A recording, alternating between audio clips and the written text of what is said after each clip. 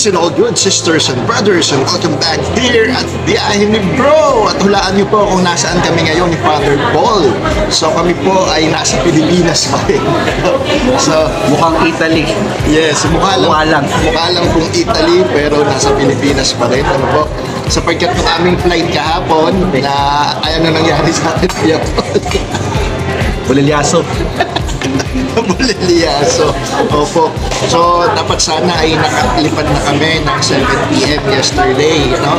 Nasa loob na po kami ng aeroplano at kami po ay nakatulog na. At talagang umandar na po yung aeroplano palipad pero bumalik. No? At dahil nga po nagkaroon ng engine trouble. At 9 p.m. I think around 9 p.m. or 10 p.m. Or 10 natin. 10 nung kami po ay pinababa. Cancel. Kaya kinancel yung aeroplano.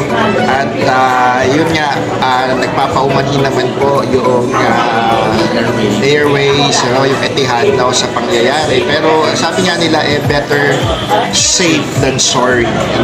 At in-accommodate naman po nila kami dito sa Kingford Hotel. Kaya nakapagpapahinga rin kami ni Father Paul. Kaya lang, magkakahiwalay po kami ni Father Paul. Mga kapatid, si Father Paul po, first time pa lang yung pupunta ng Roma. At alam ko na bukod sa excited siya, ay syempre andun din yung mga mga kaba, So, ngayon nga po, ang kanyang flight, via, kumbaga Qatar Airways na po ang aming aeroplano ngayon. So, at 7 ba? 7:35. 7:35 p.m. po ang kanyang flight. At ako naman po ay 11 p.m. So, magkakahiwalay po kami.